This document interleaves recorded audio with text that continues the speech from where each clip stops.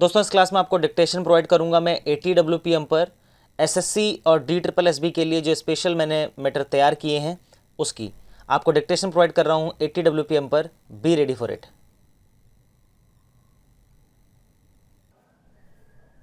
Chairman sir, thank you for giving me an opportunity to speak on the bill to amend the weapons of mass destruction and their delivery systems, Prohibition of Unlawful Activities Act 2005. As the minister just stated, the new legislation prohibits the financing of weapons of mass destruction and their delivery systems. We cannot disagree with the minister on the bill. But, however, I want to make a few observations and suggestions. The entire bill speaks about a person, an individual who finances weapons of mass destruction. Probably, you have only amended the original act and not had a look at that.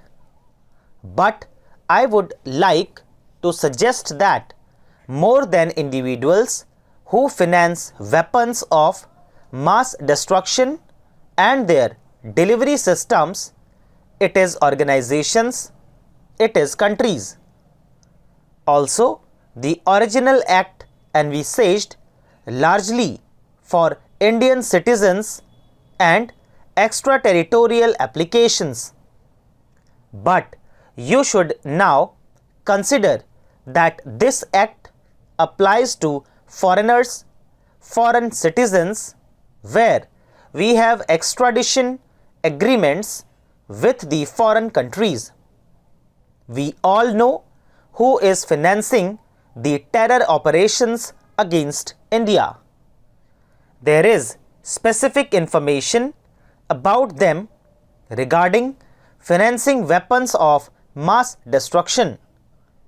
I think it has also put Pakistan on the grey list. The government of India needs to do more about countries financing weapons of mass destruction against India. I would like to bring to the notice of the minister through you that as far as weapons of mass destruction are concerned, I have personal knowledge. I have served in the armed forces of India. I have served on both China and Pakistan borders as a fighter pilot. It should be alarming that all of the Pakistani aircraft and the modern Chinese aircraft now are delivery systems for any of the weapons of mass destruction. They can deliver tactical nuclear weapons, they can deliver chemical weapons. So, on the one hand, you have the modern acquisitions by Pakistan and China and the present aircraft being able to deliver weapons of mass destruction, and on the other hand, the Indian Air Force with a sanctioned strength of 42 fighter squadrons has now come down to 28. I think the government should take a very serious note of this.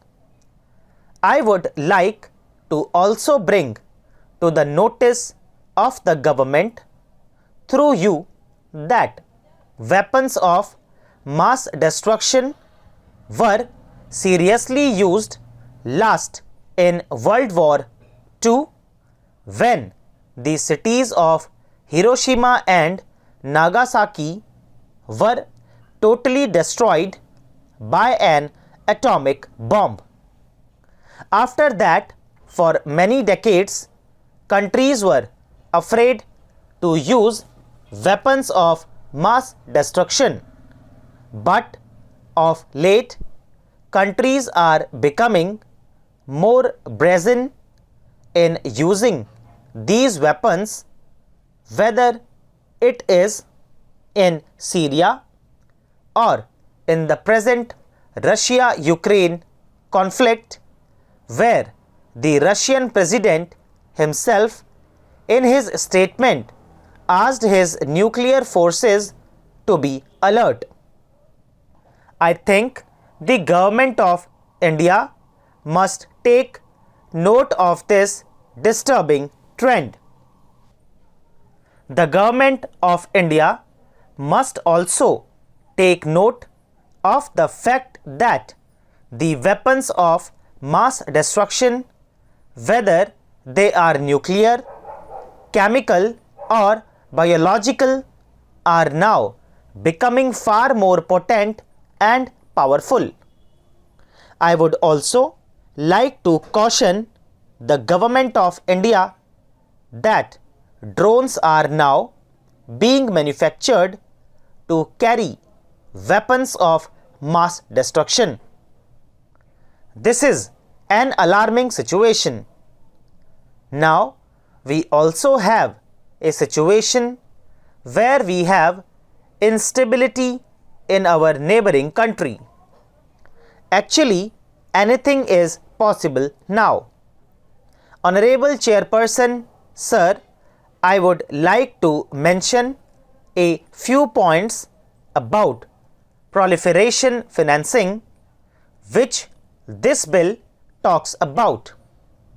Most countries use existing mechanisms against terrorism and money laundering to achieve non-proliferation financing.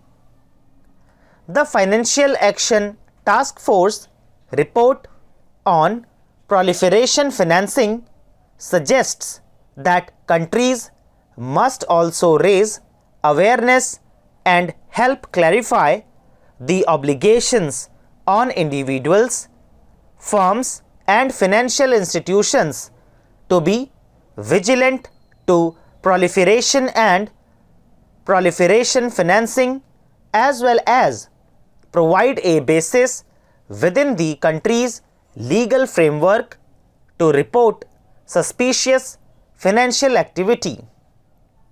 The present bill does not mention either. In order to fully achieve deterrence against proliferation financing, a level of international cooperation is required with respect to extradition. This is to avoid creating safe havens for violators of the law and to ensure mutual legal assistance for investigation and prosecution against proliferation financing and against those who are financing weapons of mass destruction. However, at present, India has only around 60 extradition treaties or agreements with other nations. Once again, I would like to mention about delivery systems. Please do not go by an earlier definition of delivery systems. I want to remind that when Shri Vajpayee ji was the Prime Minister, Kargil War took place. It was he who ordered the Air Force to strike with whatever weapons they have so that the war could be ended, and he succeeded. I think as you were in the army, you knew how many casualties you would have had. It was his decision, master decision, to use whatever you have and destroy the enemy in those very bunkers which were our bunkers that they were sitting in. Stop. दोस्तों इसी के साथ ये dictation finish होती है। पूरी उम्मीद है आप लोगों ने बहुत अच्छे से इसे लिखा होगा। मेहनत करते रहिए, मैटर्स अच्छे अच्छे आप लोगों के लिए लेके आ रहा हूँ। आप प्रैक्टिस कीजिए बस और सिलेक्शन लीजिए।